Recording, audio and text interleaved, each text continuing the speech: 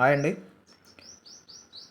ఇప్పుడు మనం చెక్క గనుక మిషన్లో పల్లీలు అనేది ఎలా పడతామో ఒకసారి చూద్దాం. దీనికి మనం డ్రై ఉన్న పల్లి మాత్రమే తీసుకోవాలి. పల్లి డ్రై ఉంటేనే మనకు ఆయిల్ అనేది బాగా వస్తుంది. ఇప్పుడు మనకు 15 కిలోల పల్లీలు అనేది తీసుకుందాం. తీసుకొని దీన్ని మనం గానుగ మిషన్లో ఆడిద్దాం. మీరే చూడండి ఆయిల్ ఎంత వస్తుందో. మిషన్ స్టార్ట్ అవ్వగానే మనం దీంట్లో పల్లీలు వేయగానే తిరగడం స్టార్ట్ అవుద్ది. అలాగే మనం దీనికి తగినంత మనం లైట్గా వాటర్ అనేది యాడ్ చేసుకోవాలి. వాటర్ అనేది యాడ్ చేయకుంటే మనకు ఆయిల్ అనేది రాదండి.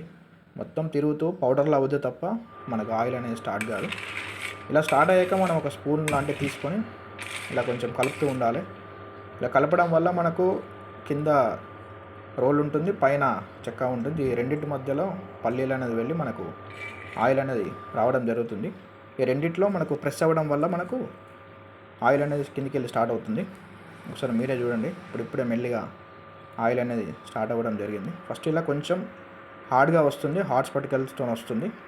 తర్వాత ఆయిల్ అనేది కొంచెం ఫ్రీగా రావడం జరుగుతుంది. మీరే చూడండి.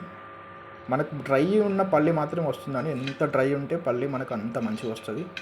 పచ్చి ఉన్న పల్లీలు తీసుకొస్తే మాత్రం ఆయిల్ రాదండి. ఆల్రెడీ స్టార్ట్ అయింది ఆయిల్, మెల్లిమెల్లిగా వస్తుంది.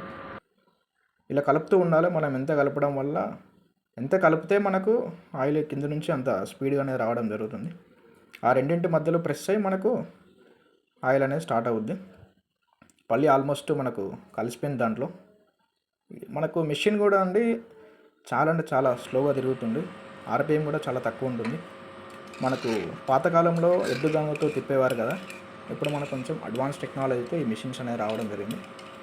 ఇది మన కోల్డ్ ప్రెస్ ఆయిల్స్ అంటారు వీటిని. ఈ ఆయిల్స్ అనేది మనకు హెల్త్ పరంగా చాలా అంటే చాలా బెనిఫిట్ ఉంటుంది. మనకు ఆయిల్ పడుతూనే మనకు ఆయిల్ స్మెల్ కూడా మనకు చాలా బాగా వస్తుంది. అలాగే మనకు ఈ ఆయిల్ కూడా చిక్కగా ఉంటుంది. చిక్కగా ఉండడం వల్ల కూడా మనకు బెనిఫిటేనండి. మనకు ఆయిల్ తిరుగుతూ ఇలా కొంచెం హార్డ్ స్పటికల్గా అవుతుంది. ఈ పల్లి పిండి అనేది కొంచెం హార్డ్గా అవుతుంది. ఇలా హార్డ్గా అవడం వల్ల ఆల్మోస్ట్ ఇక మనకు ఆయిల్ దగ్గర పడింది అని అర్థం. ఇలా మనకు వచ్చిన దాన్ని కొంచెం ఈ జాలిలో వేసుకొని మళ్ళీ దాంట్లో వేయచ్చు. మళ్ళీ ఆ రెండింటి మధ్యలో ప్రెస్ అయ్యి దాంట్లో ఉన్న కూడా ఆయిల్ అనేది రావడం జరుగుతుంది. ఇలా వేసేసాను. అలాగే మనకు ఇప్పుడు కొద్దిగా మనకు ఆల్మోస్ట్ దగ్గర పడింది ఆయిల్. దగ్గర పడ్డాక ఇందులో ఏదైతే మనకు హార్డ్గా అయిపోయిందో దాన్ని మనం తీసేయవచ్చు. కొంచెం ఆయిల్గా ఉన్నదాన్ని దాన్ని మళ్ళీ అందులో వేసుకుంటే అది ప్రెస్ అయ్యి మళ్ళీ దాంట్లో ఉన్న ఆయిల్ ఏమైనా ఉన్నా కూడా వస్తుంది. మనం ఎంత డ్రైగా చేసుకుంటే ఆయిల్ అనేది అంత మంచిగా వస్తుందండి. కొంచెం లైట్గా ఉంచేసినా కూడా అందులో ఉన్న ఆయిల్ అనేది వేస్ట్ అవుతుంది. నేను ఎంత చూడండి ఒకసారి, అది ఎంత కొంచెం ఉన్నా కూడా దాంట్లో వేస్తున్నాను. అలా వేసేసి కొంచెం అలా గట్టిగా అయిన దాన్ని కొంచెం పక్కన పెట్టేసుకుని, ఇలా హార్డ్గా అయిపోయిందని పక్కన పెట్టేసుకున్నాను. ఈ పల్లి పిండిని మనకు పశువులకు కానీ ఆవులకు కానీ వాడతారు. అది వాడడం వల్ల కూడా మనకు పాలన్నీ బాగా ఇస్తాయని చెప్పేసి అంటున్నారు.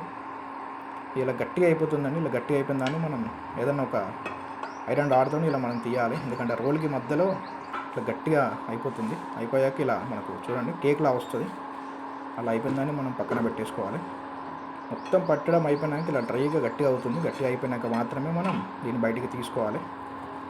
బయటికి తీసుకుంటేనే మనకు ఆ మిషన్ కూడా చూడండి మొత్తం క్లీన్ అయిపోయింది. ఇప్పుడు చూడండి ఒకసారి మనం పట్టిన ఆయిల్ను తీసుకొని మన వెయిట్ మిషన్ పెట్టుకున్నాను. 7 కిలోల 300 గ్రాములు వచ్చింది. ఒక 1 కేజీ మనం క్యాన్ వెయిట్ తీసేసినా కూడా మనకు 6 కిలోల 300 వచ్చినట్టు. అంటే 15 కిలోల పల్లీకి ఇంత ఆయిల్ వచ్చినట్టు. మీరు కూడా గానుగ నూనెలు వాడండి, మీ ఆరోగ్యాన్ని కాపాడుకోండి.